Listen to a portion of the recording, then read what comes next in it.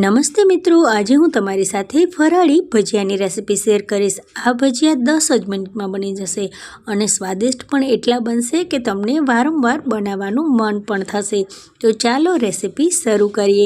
જો તમને આ ભજીયાની રેસિપી ગમે ને તો તમે મારી ચેનલને સબસ્ક્રાઈબ કરજો અને આ રેસિપીને તમારા ફેમિલી અને ફ્રેન્ડ્સમાં જરૂરથી શેર કરજો। તો ચાલો રેસિપી શરૂ કરીએ। તો આ ફરાળી ભજીયા બનાવવા માટે આપણે બધી ફરાળી વસ્તુનો ઉપયોગ કરીશું। તો અહીંયા મેં એક મોટા બટાકા ખમણી લીધું છે। તેમાં આપણે 1 વાટકી ફ્રેશ કોથમરી નાખી દઈશું। 1 વાટકી તેમાં આપણે ઝીણા સમારેલા મરચાં નાખી દઈશું અને થોડાક મીઠા લીમડાના પાન નાખી દઈશું। સાથે સાથે 1/4 ચમચી હળદર, અડધી ચમચી આપણે લાલ મરચું પાવડર નાખીશું, અડધી ચમચી તેમાં આપણે કાળા મરીનો પાવડર નાખી દઈશું।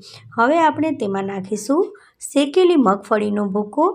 તો અહીંયા હું 2 નાની વાટકી જેટલું શેકેલી મગફળીનો ભૂકો નાખું છું। તમારી પાસે જો ખારાબી હોય ને તો તેનો પણ તમે આ રીતે દરદરો પાવડર કરી અને નાખી શકો છો। હવે અહીંયા 1 વાટકી મેં રાજગરાનો લોટ નાખ્યો છે। હવે સ્વાદ પ્રમાણે મીઠું નાખી દઈશું, 1 ચમચી ખાંડ નાખી છે અને અડધા લીંબુનો રસ નાખી દેવાનો છે। લીંબુનો રસ નાખવાથી આપણા ભજીયા એકદમ સ્વાદિષ્ટ બનશે। હવે આ બધી વસ્તુઓને આપણે સરસ રીતે મિક્સ કરી દેવાની છે। જેમ જેમ આપણે મિક્સ કરશું ને તેમ તેમ બટાકામાંથી પાણી છૂટું પડતું જશે અને આ મિક્સચર જો ઢીલું જણાય ને તો તેમાં થોડુંક વધારે રાજગરાનો લોટ નાખી દેવાનો।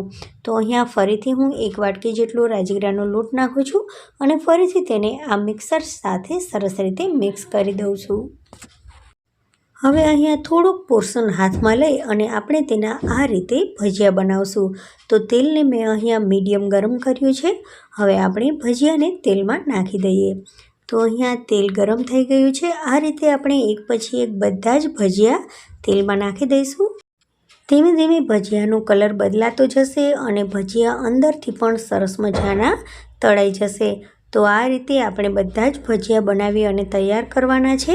તમે જોઈ શકો છો કે ભજીયાનો કલર એકદમ લાઇટ ગોલ્ડન કલરનો થઈ ગયો છે। તો આ રીતે ભજીયા બધા જ આપણે બનાવી અને તૈયાર કરી લઈશું। ખૂબ જ ટેસ્ટી ભજીયા બની અને તૈયાર થાય છે ફ્રેન્ડ્સ। એકવાર આ રેસિપી ઘરે જરૂરથી બનાવજો, તમને ખૂબ જ ગમશે।